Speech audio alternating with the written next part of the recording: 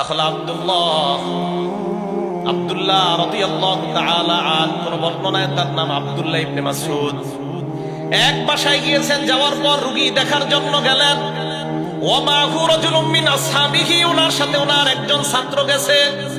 এলাকার ইমাম সাহেবকে আপনার বাসায় দাওয়াত দিলেন, ইমাম সাহেবের সাথে ওনার একজন ছাত্র গেছে বাসায়। যাওয়ার পর নবীর সাহাবা তাকায় দেখে ওনার ছাত্র বাসায় বৈশা ফাজা আলায়ান জুরু, ওই বাসায় বৈশা এদিক সেদিক খালি তাকায়, বাসায় বৈশা খালি এদিক সেদিক তাকায়। নবীর সাহাবা বললেন, লাউ তাকাফফাত আইনাকা লাকানা খায়রান লাকা, তোমার চোখ দুইটা যদি উঠায় ফেলতে পারতাম ভালো হইতো। তোমার চোখ দুইটা যদি উঠায় ফেলা বন্ধ করে দিতে পারতাম ভালো হইতো। মানুষের বাসায় সেদিক দিক তাকাও কেন? কারো বিবি পর্দার আড়াল থেকে তোমার নজর করে যেতে পারে, এদিক সেদিক কেন তুমি তাকাও? তাহলে দেখেন সাহাবায়ে কেরাম কতটা খেয়াল রাখতেন। কারো বাসায় গেছেন তো আপনি তো জানেন যে ওই বাসার রুম দুইটা, এই রুমে আপনি আছেন।